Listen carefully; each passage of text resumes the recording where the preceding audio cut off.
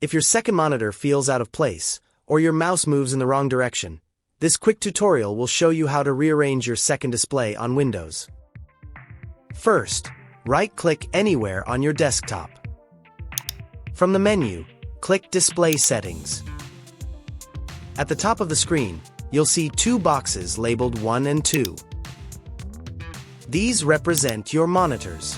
If you're not sure which screen is which, click Identify, and Windows will show the number on each display. Now, click on Display 2, and drag it to match the physical position of your second monitor. You can place it to the left, right, above, or below your main screen. Once the layout matches your setup, click Apply. That's it. Your monitors should now be perfectly aligned, and your mouse should move smoothly between screens. Thanks for watching.